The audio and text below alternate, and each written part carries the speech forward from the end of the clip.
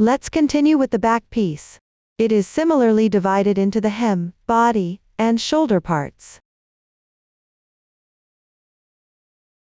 The knitting method for the hem and body is similar to the corresponding position on the front piece. The only difference is that the body has more rows. Everyone, refer to the pattern to complete it. The shoulder parts are also divided into the left and right shoulder parts. Start with the right shoulder part. Decrease stitches at the neckline position while knitting. Work even on the right side. End with yarn over short rows on the right side. After completing, join and fasten off together with the right shoulder part of the front piece. Then, finish by binding in stitches at the neck opening position. Next, knit the left shoulder part. Similarly, decrease stitches at the edge of the neckline. Work even on the left side. Finally, do yarn over short rows on the left side. Then join and fasten off together with the left shoulder part of the front piece.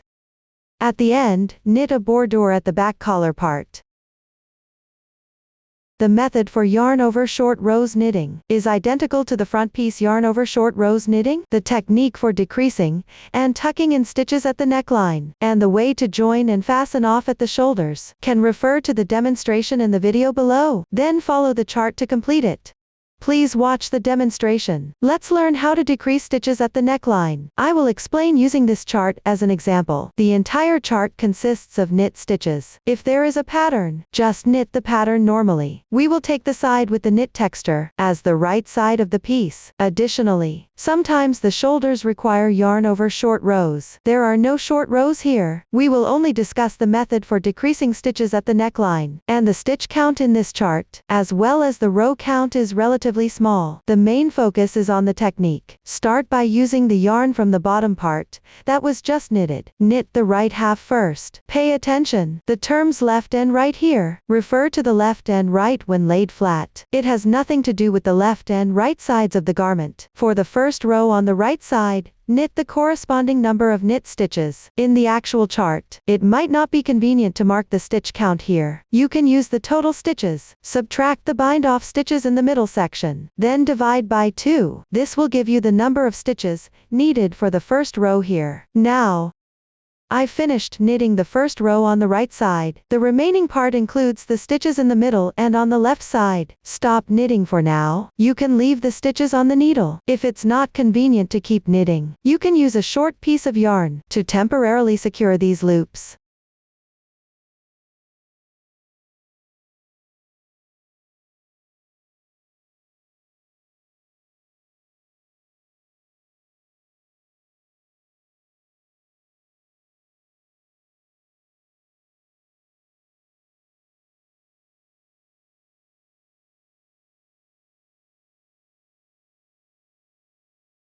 Then, turn the work piece. Knit the second row on the right side.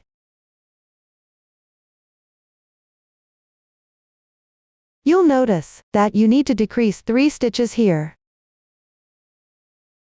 For decreasing 2 or more stitches, you can use a bind off, since you can only bind off at the beginning continuously. The decreases on both sides will be staggered by 1 row.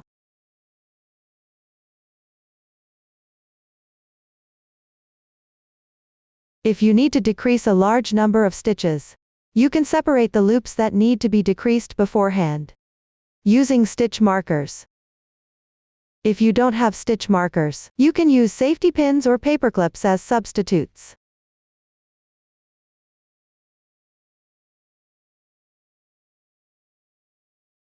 The symbol at the beginning represents a knit stitch followed by a K2 tog. At this point, we are working it on the wrong side. Therefore, here we need to P2 tog.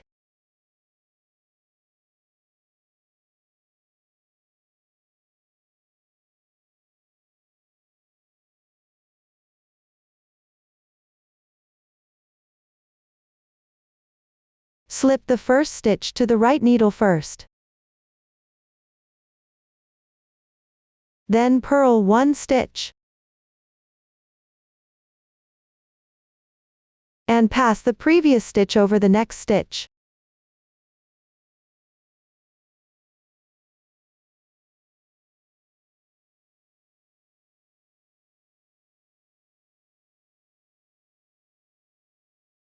The P2 tog is now complete.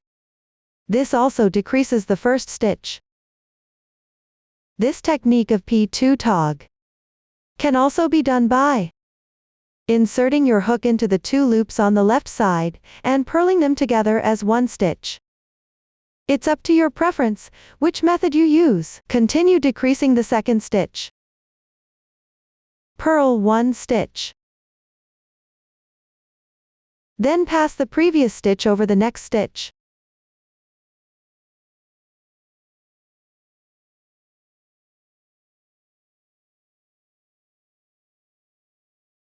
The second stitch is now decreased, unless otherwise specified. On the wrong side, you will be purling and binding off stitches at the same time.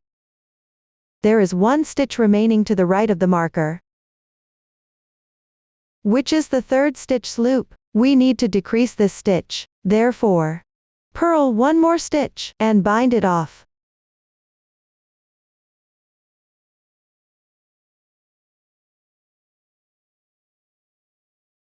Pay attention. When binding off the last stitch, you need to purl this stitch. It's the box adjacent to the last bind off symbol. Since stitch techniques may vary depending on the pattern, you should follow the chart instruction for this stitch technique. Here, I should continue to purl and bind off.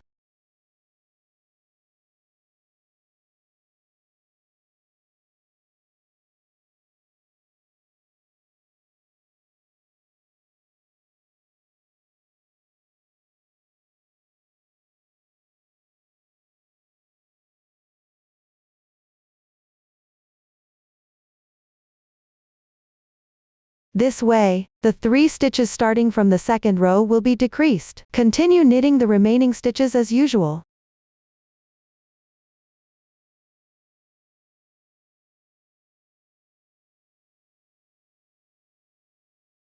Remember, next should be beside the bind off symbol. Start knitting from the second stitch.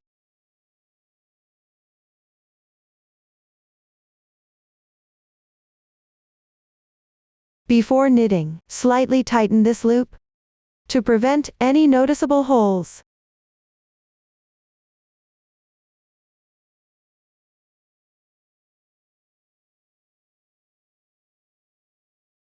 Here, we should knit all stitches as purl stitches.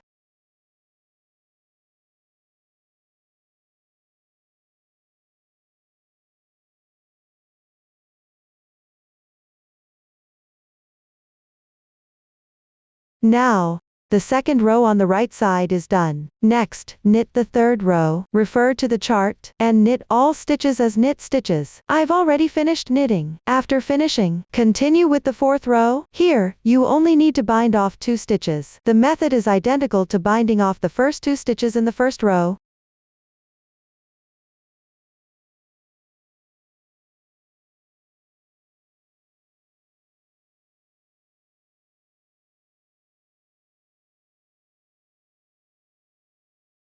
First, slip 1 stitch. Then knit 1 purl stitch. Next, pass the first stitch over the second stitch.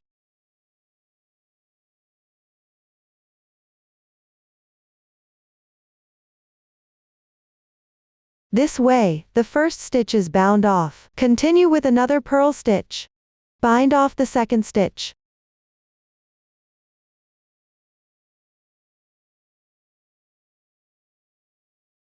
The second stitch is now bound off. For the rest, just knit all in purl stitches.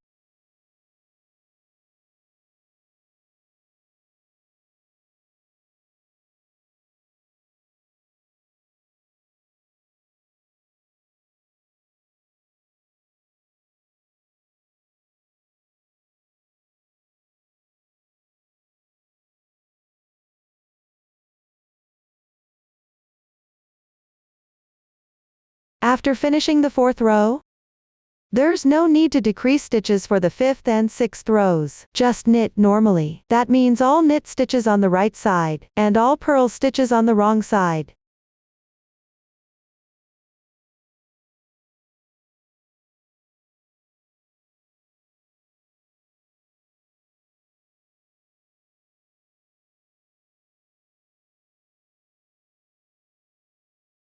At the end of the 7th row, you need to decrease 1 stitch, that is, knit 1 K2 tog. Pay attention, sometimes, the chart will place the decrease of 1 stitch on the right side, at the beginning of the wrong side. The technique is identical to the method used earlier for binding off the first stitch.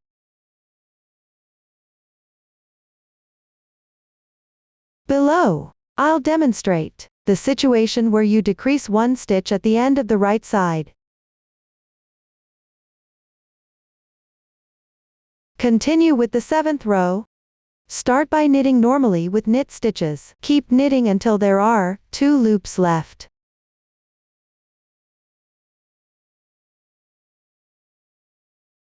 After completing, work 1 K2 tog. At the same time, insert from left to right through the 2 loops on the left. Work 1 knit stitch. The K2 tog is done. This way, 1 stitch is bound off. On the wrong side, row 8 is worked normally with purl stitches.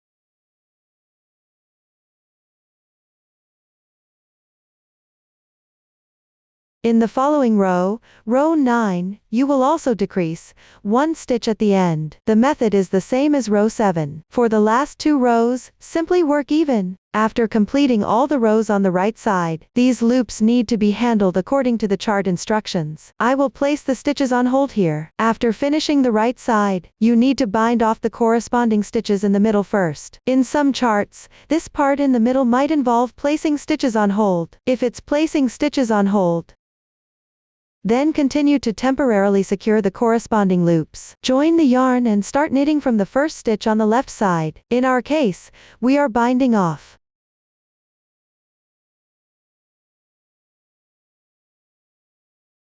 First, transfer these loops onto the needle. For the back piece, first transfer these loops onto the needle.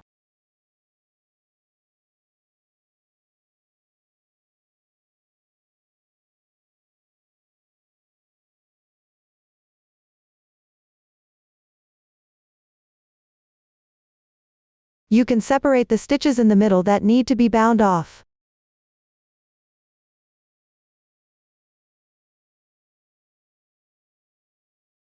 Then join the yarn.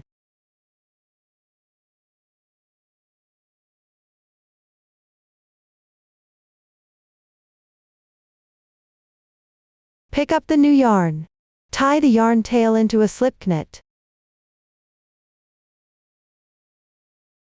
Slightly tighten the loop. For the back piece,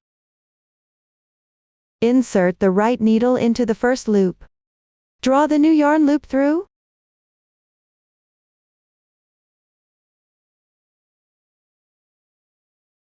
The joining is done. Knit 1 stitch.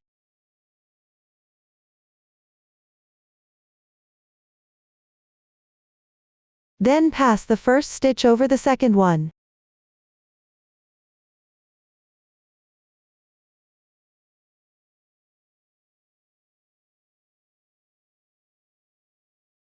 That's how you bind off 1 stitch. Continue knitting and binding off at the same time. When there are no special instructions, on the right side, you knit and bind off together.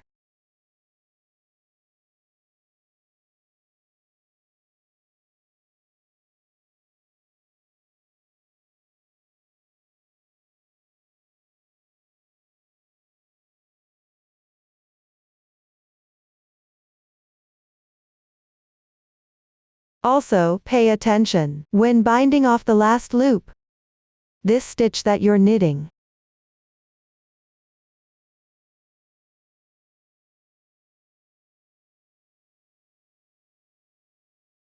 It's the stitch adjacent to the bind off symbol. For the back piece,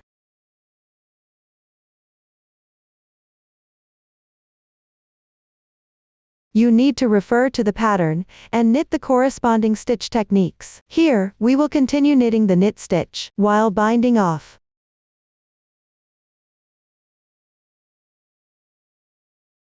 Once it's completed, start from the second stitch and finish the row.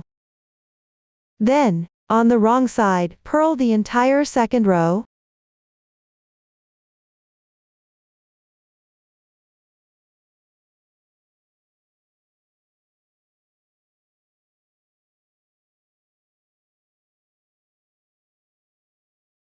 Now I have already finished the second row.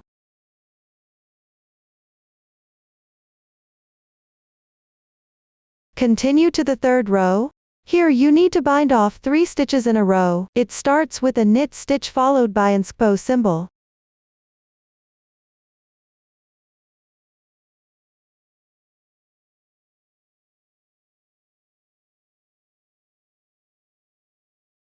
First, slip the first stitch as if to knit. Then knit 1 stitch. Next, pass the previous stitch over this stitch.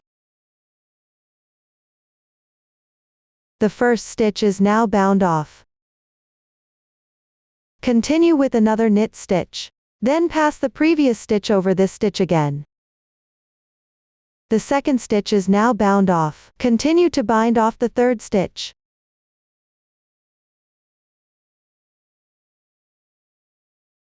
After completing, knit 1 by 1 accordingly. Then purl a row on the wrong side. This means you will have completed the 4th row.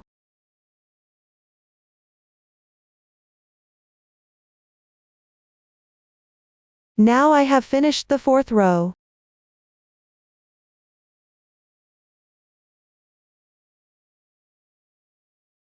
At the beginning of the 5th row, you need to bind off 2 stitches. The binding method is identical to the first 2 stitches of the 3rd row.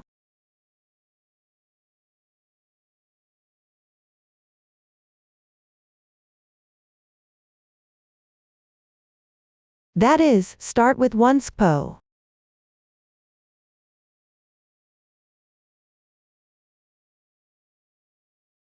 Then bind off 1 more stitch.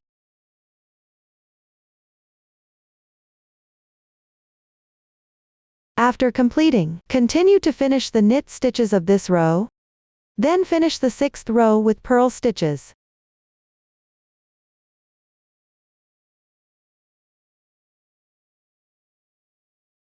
Now, I have already finished the 6th row. Continue to look at the 7th row. You can see that this row only requires binding off 1 stitch at the beginning. Therefore, here you can simply knit 1 SPO.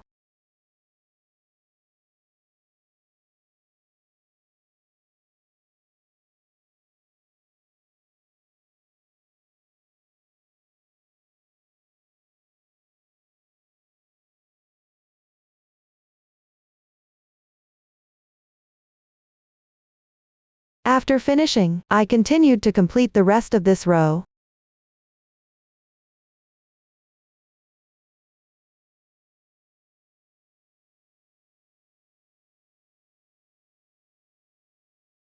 Now, I have completed the 7th row.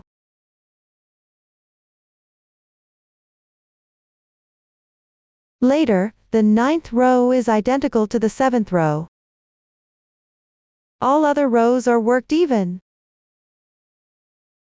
After completing everything, follow the chart instructions to handle these loops. Up to this point, the collar decrease has been fully explained. The first method involves connecting stitch to stitch. This occurs when both pieces are in a loop state. It's a commonly used joining method while working with loops. It involves tucking in stitches to join fabric pieces together. This is typically used to join the shoulders of the front and back pieces. Both fabric pieces are in a loop state.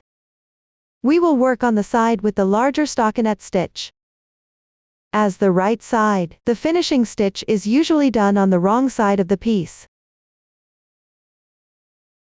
This means you need to place the 2 pieces with their right sides facing each other.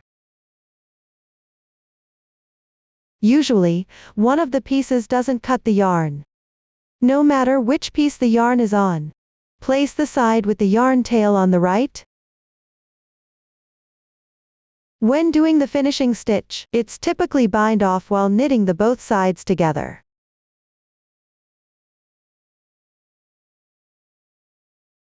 That is, go through both loops from the two fabric pieces at the same time, knit and bind off by tucking in the stitches.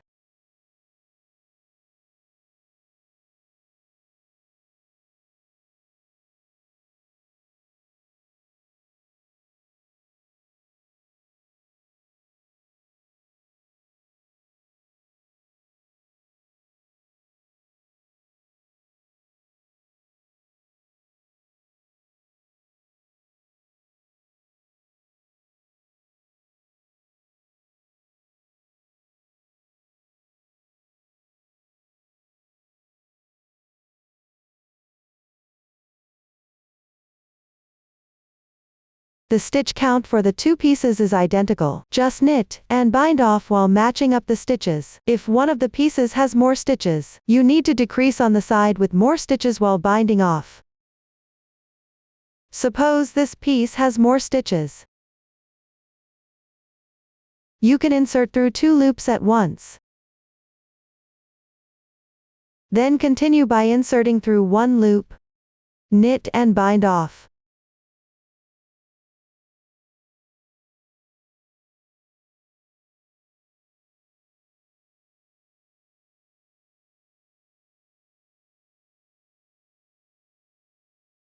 If the back piece has more stitches, then insert through the next two loops at the same time.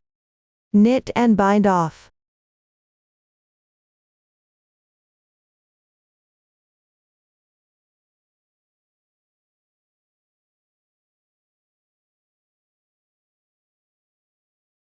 I have an identical stitch count on both pieces here.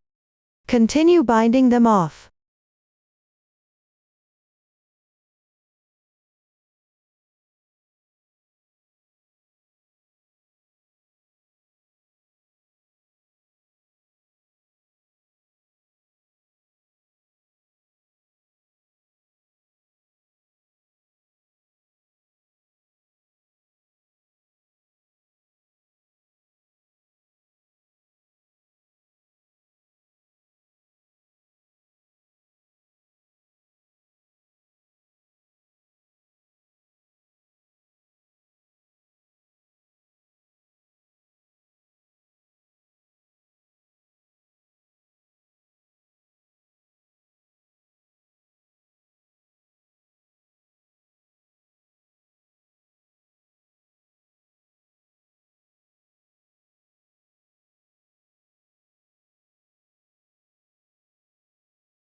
Tie off the yarn tail and hide it.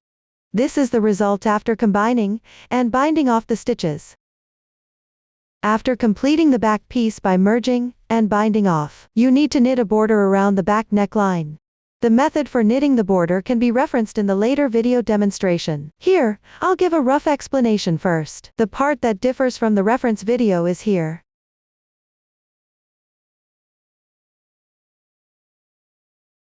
First, leave a yarn tail and pick up stitches at the neck opening of the back piece. Evenly distribute the picked up stitches. After picking up the stitches, ensure the fabric piece lays flat. Then start with 2 stitches from the right side. Next, knit 1 stitch. Then work double knit 2 together. The specific method for knitting the border is. You can also make adjustments according to your preference. Everyone can refer to the demonstration in the following video. To complete the edging, start with knitting the border first. Here, for a more pleasing look, reserve a yarn tail 3 times the length needed for the edging position. You can leave a little more if you want. Pick up stitches from the spaces on the right side of the edge. Here, I'll demonstrate with a sample swatch. The shape of the fabric doesn't matter for this demonstration. Please follow the actual project in your hands. Pay attention to use the reserved yarn tail to pick up stitches.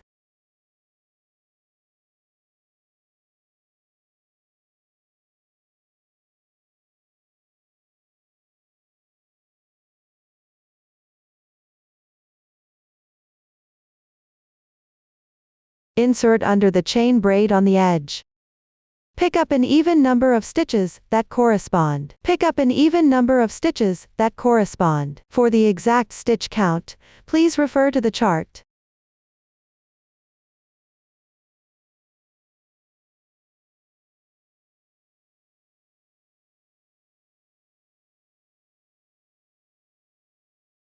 The insertion point on the sample swatch is random.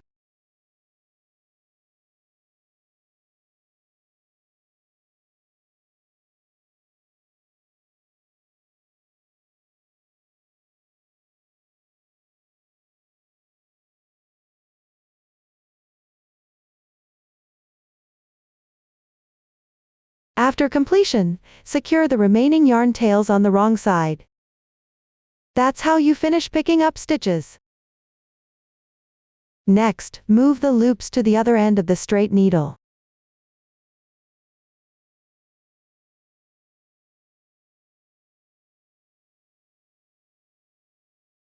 Start working the edging from the right side. Then pick up the yarn from the starting position of the stitches. Insert through the first stitch loop and work 3 stitches. Insert. Pick up. Slip it from right to left onto the left needle. The first stitch is done. Continue and start 2 more stitches. Pay attention to twist slightly when slipping.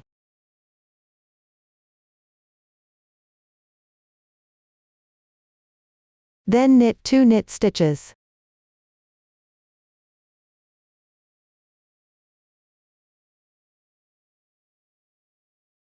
Then insert through the back of the 2 loops on the left side at the same time.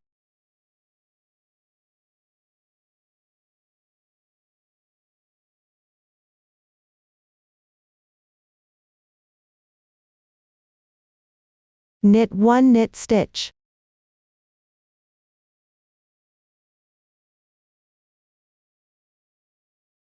This will join with the first picked up stitch. Then slip the loop from the right needle onto the left needle.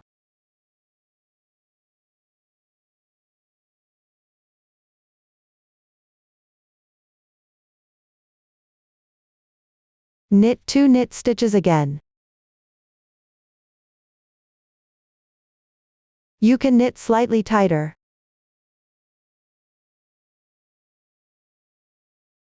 Then stitches together the 2 loops on the left side.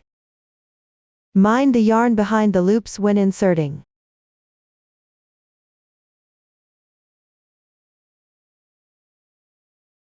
Knit stitch. This way, a continuous braid-like texture is formed on the right side. It looks more beautiful. Repeat this process and continue knitting downward.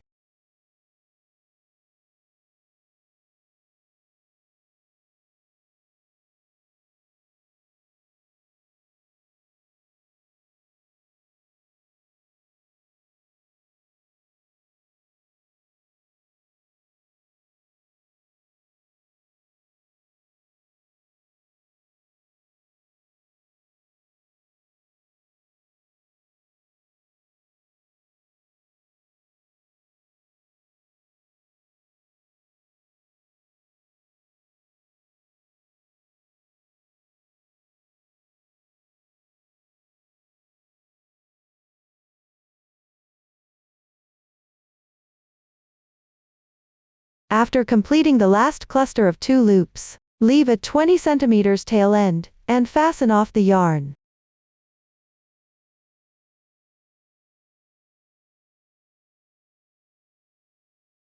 Thread through the darning needle.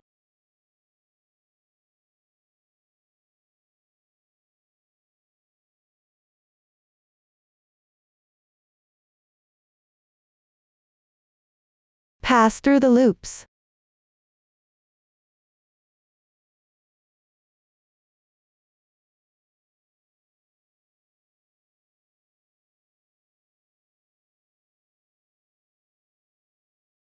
You can weave in one more time to close up the opening.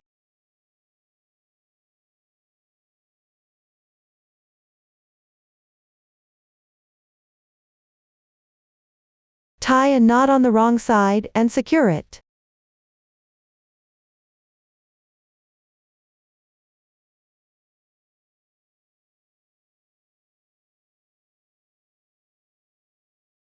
Weave in both yarn tails to hide them.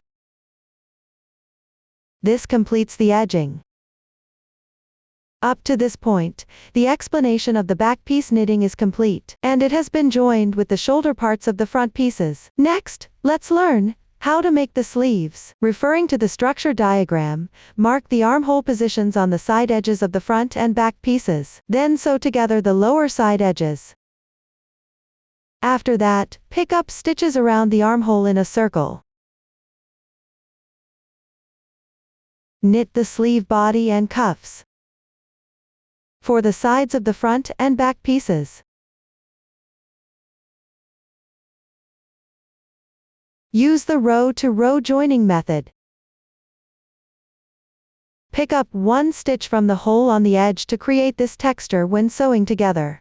For the specific method, please refer to the demonstration below. Let's learn the row-to-row connection method. We usually also use the seamless sewing method. When sewing, pick up the horizontal strands along the edges of 2 stitches.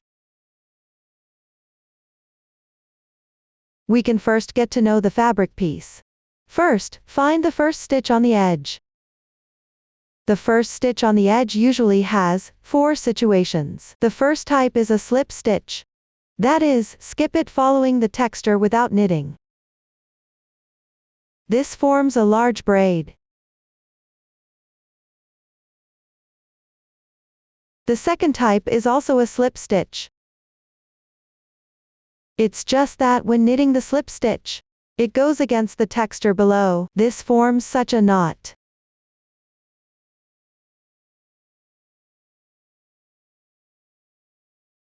The third type is knitting every row. Usually, knit stitches on the right side, and purl stitches on the wrong side. This forms such small braids.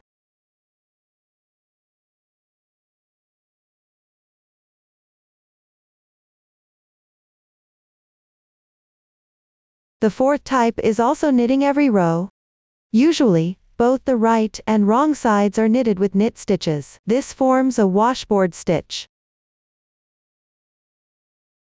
The first stitch on the left is the second stitch. For example, this fabric piece. When viewed from this side, the second stitch shows the knit texture. When viewed from the other side,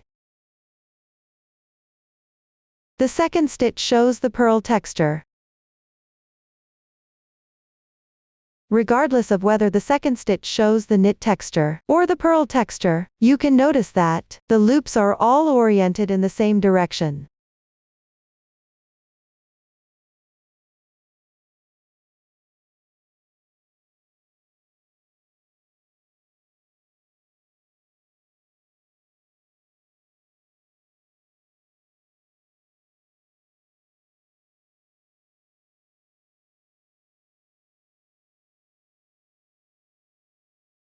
For these reversed loops, the horizontal line at the bottom is the horizontal strand between 2 stitches.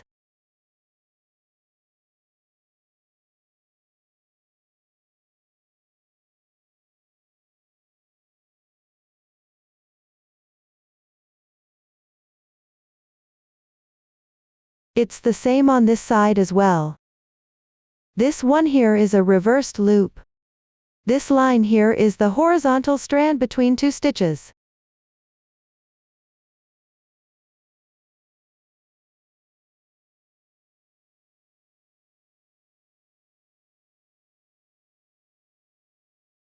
The edge rib stitch is also the same.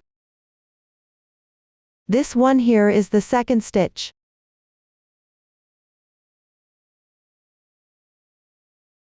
This column here is the second stitch.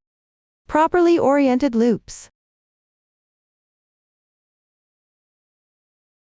Between these 2 stitches. For the reversed loops, This single line here is the horizontal strand between two stitches.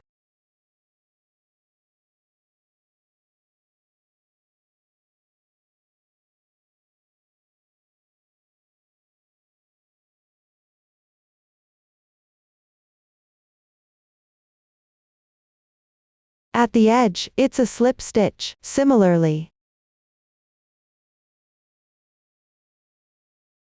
between these two stitches, there are also individual horizontal strands.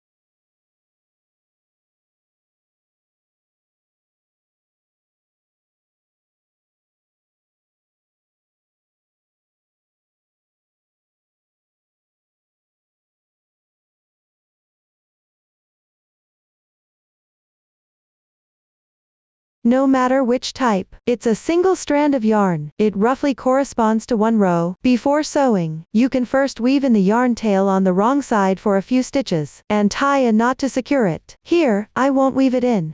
For seamless sewing, each time you alternate between these two pieces, picking up the horizontal strands along the edges of the two stitches, and sew them together. Each time, pick up 1-2 strands. Pay attention. If the row counts of the two pieces are identical, you can sew them together evenly. That means each time you pick up an equal amount of strands.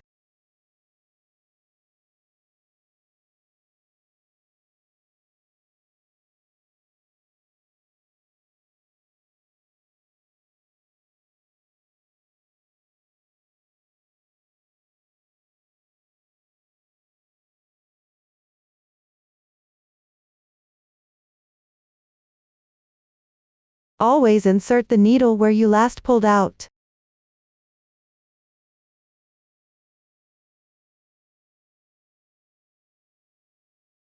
To pick up the horizontal strand.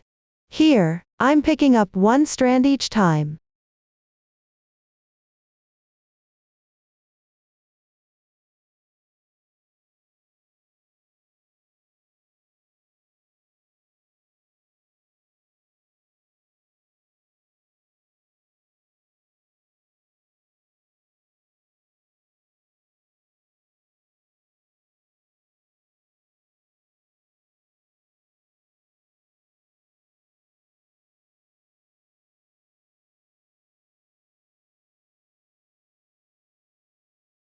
After sewing a few stitches, slightly tighten the yarn.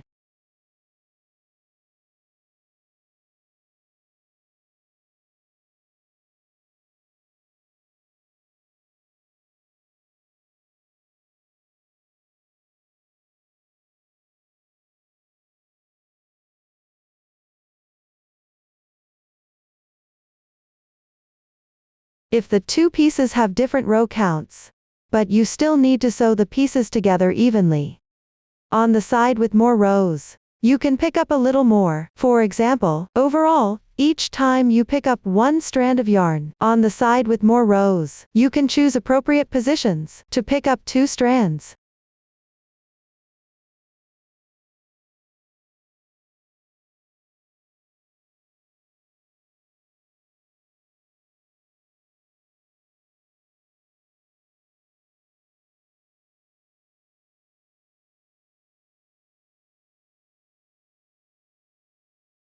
Here, the row counts of the two pieces are the same, so I'll continue and finish sewing.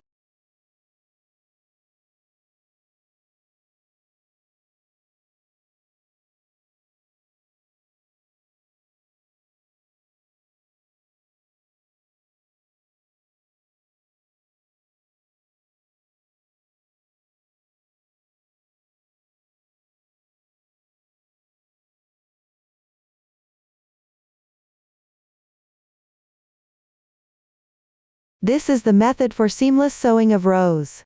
After sewing, pick up stitches at the armhole position to knit the sleeve body. For specific picking up methods and circular knitting with straight needles, you can refer to the demonstration in the video below. Follow the chart to complete the sleeve body and cuffs. Please watch the demonstration. First, pick up stitches at the armhole position. Here, I'll demonstrate using a sample swatch. Take out one straight needle.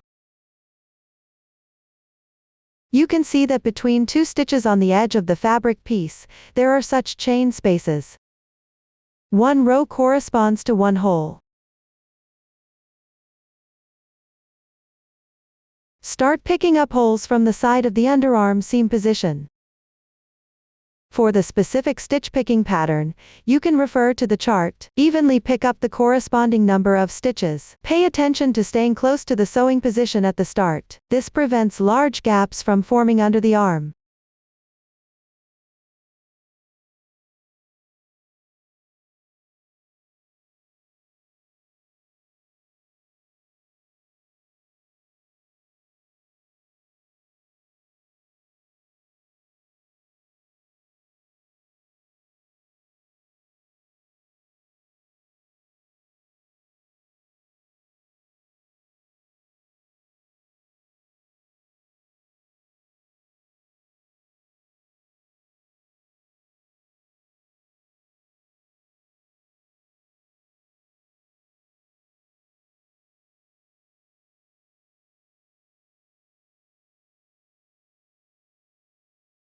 After picking up about a third, take out the second straight needle to continue picking up stitches.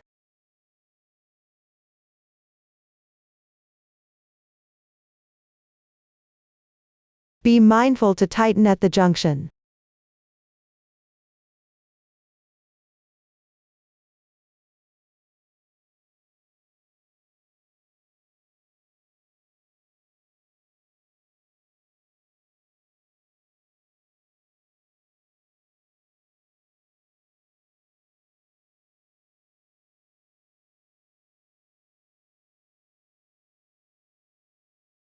Once completed, move below the third straight needle. Place a stitch marker to mark.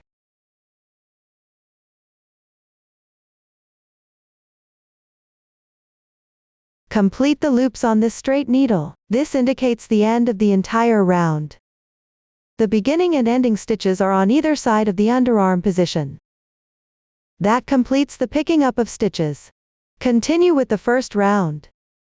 Take out the fourth needle and work the corresponding stitches in a circle. The stitch pattern in the sample is random here. For specifics, please refer to the chart.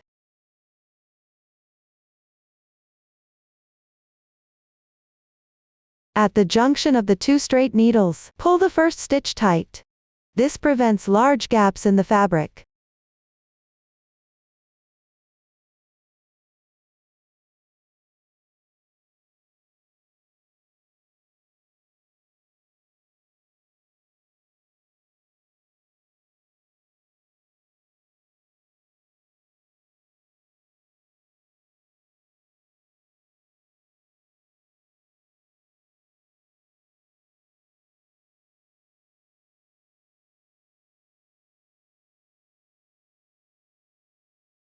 Complete the loops on the straight needle corresponding to the stitch marker. The first round of the sleeve body is complete. Continue following the pattern for the remaining rounds of the sleeve body. Pay attention that you need to decrease stitches at the beginning and end of the corresponding rounds. Knit single rib stitch in a circle for the cuffs. Please complete it. Finally, finish with the single rib stitch bind off. For the specific method of binding off, please see the demonstration. After everything is finished, perform the single rib stitch bind off. First, knit 2 stitches in a stitch pattern opposite to the texture below. Here, the first stitch below is a braid. The second stitch below is a horizontal line. Therefore, start with a purl stitch, then do a knit stitch. Next, pass the first stitch over the second stitch. This way, you have bound off one stitch. Continue knitting one stitch in a pattern opposite to the texture below. Here is a braid. You should knit one purl stitch. Before knitting, the left hand pinches the bottom of the loop on the right needle. Take the needle out. Place it under the yarn and then return it through the loop. Then, knit the purl stitch. Again, pass the first stitch over the second stitch. This way, you have bound off another stitch. Continue knitting one stitch opposite to the texture below. Here is a horizontal line. You should knit one stitch. Before knitting, take the needle out, place it above the yarn, and then return it through the loop. Knit one knit stitch. Again, pass the first stitch over the second stitch. This way, you have bound off another stitch. Every time, you need to knit a stitch opposite to the texture below, and before knitting, you need to change the position of the yarn by moving the right needle. When you purl, the yarn stays on top.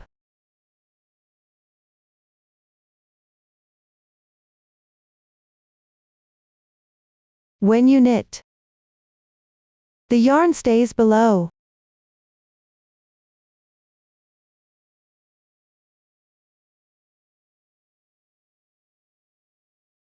Let's continue binding them off.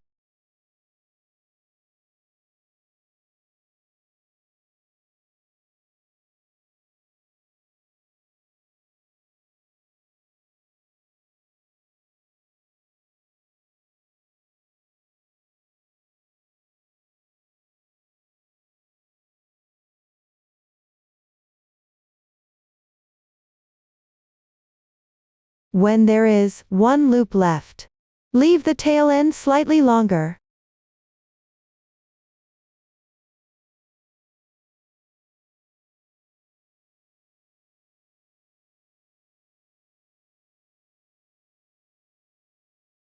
Secure the loop.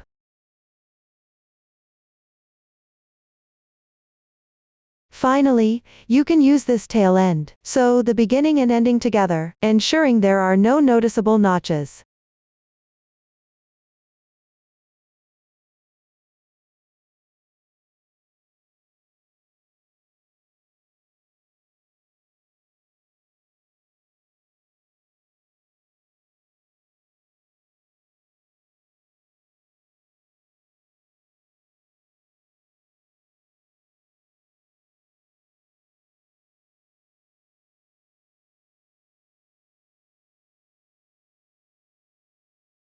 This completes the single rib stitch bind off.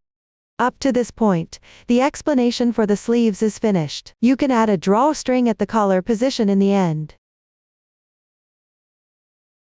Use the cable cast on method. Knitting from right to left. The knitting method can be referenced in the video demonstration below, mindful that the drawstring only requires casting on 2 stitches here. The length of the drawstring can be referenced from the chart. You can also adjust according to your preference. If you have a knit hook at home, you can also follow your own preference. Knitting the drawstring. After completion, thread it through both sides of the collar. The exact position can be adjusted according to your needs. Tie it as per your preference.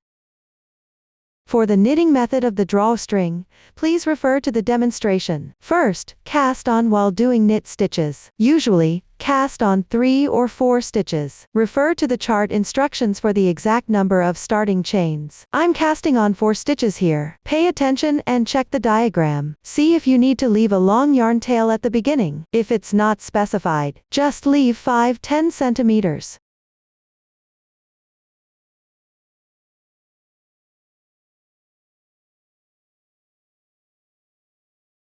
The foundation method can also be chosen based on your preference.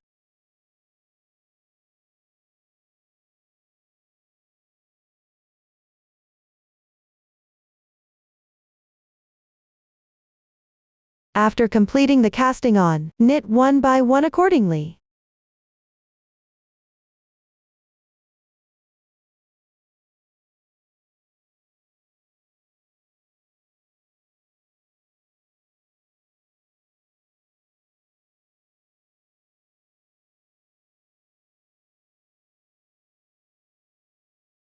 Once done, move the entire piece to the right side of this needle.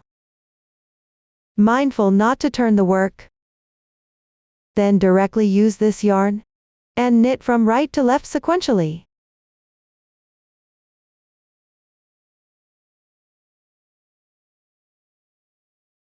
Knit the first stitch a bit tighter.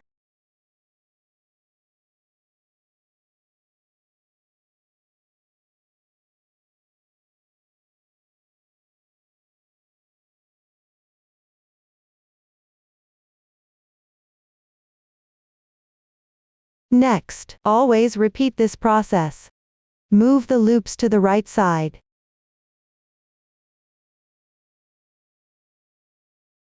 Knit each stitch in order.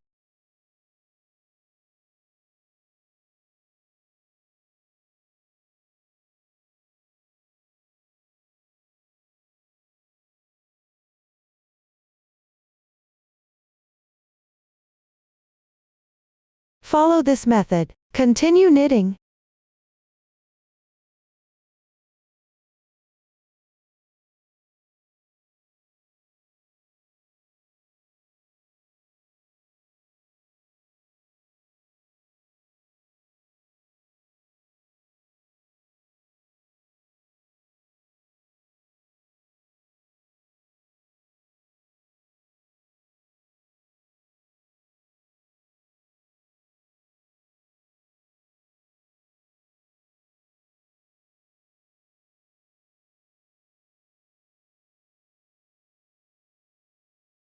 Keep going until you reach the desired length.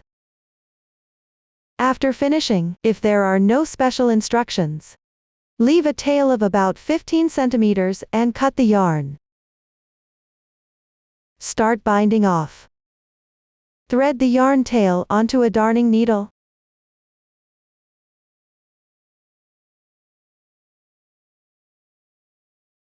Then insert it from right to left through these loops.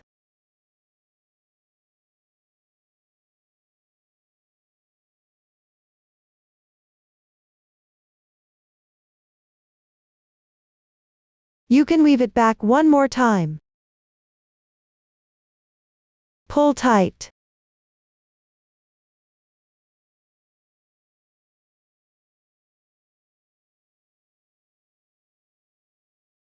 The binding off is done. This is the method for knitting a drawstring. Up to this point, the explanation of the drawstring has been completed. The entire sweater has also been explained in full. If you have any questions during the process, don't hesitate to reach us via our website, Susan's Family, supporting your handwork experience, sharing the joy of life. Thank you all for watching. See you in the next episode.